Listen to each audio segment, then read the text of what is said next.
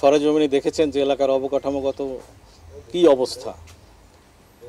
আমিও এজন্য অনেকে আমাকে দায়ী করে যে আমার মতো একজন নেতা থাকতে আমার এলাকায় এই অবস্থা কেন। আসলে বিগত সরকারের সময় পিক অ্যান্ড চুজ স্টাইলেই উন্নয়ন হয়েছে। বিএনপি অধ্যুষিত এলাকা অথবা যারা তৎকালীন সময় ওই সরকারের ফ্যাসিস্ট সরকারের বিরোধিতা করতেন বা সেই মানসিকতা পোষণ করতেন, বিশেষ করে তাদের এলাকাগুলি অবকাঠামোগতভাবে পিছিয়ে রয়েছে। তা আমি মনে করি বিএনপি সরকার যদি আগামী নির্বাচনে ক্ষমতায় আসে, ইনশাআল্লাহ শুধু গরুনদী আগলঝাড়া নয় বা শুধু আমার এলাকা নয়, সারা বাংলাদেশের অবকাঠামোগত উন্নয়ন হবে ইনশাআল্লাহ। কাউকে হেভি ওয়েট দেখছি না, আমি সবাইকে লাইট ওয়েটে দেখছি, আমার মতোই দেখছি। আমি নিজেকে যেমন লাইট ওয়েট মনে করি, বাকিদেরও লাইট ওয়েট মনে করি, কারণ হেভি ওয়েট প্রার্থীদের গ্রহণযোগ্যতা এখন আর বাংলাদেশের প্রেক্ষাপটে নাই। এখানে কথায় বিশ্বাসী না, কাজে বিশ্বাসী। সুতরাং জনগণ এবং তরুণ যারা রয়েছেন তারা এখন অনেক বিচক্ষণ।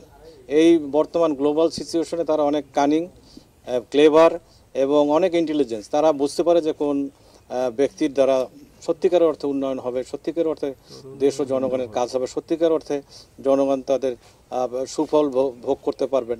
সে কারণে আমি মনে করি যে তরুণ ভোটাররা যারা রয়েছেন এবং তাদের যে চাহিদা, তাদের যে প্রত্যাশা আমার দ্বারা পূরণ হবে। সে কারণে আমি আশা করছি যে তরুণরা আমার দিক মুখ ফিরিয়ে নেবেন না। হিন্দু মুসলিম হিসেবে আমি বিভাজন করতে চাচ্ছি না। আমি মনে করি তারা সবাই বাংলাদেশের নাগরিক, যারা হিন্দু, বৌদ্ধ, খ্রিস্টান রয়েছেন। আমি এই মাটির মানুষ, আমি এখানেই বড় হয়েছি।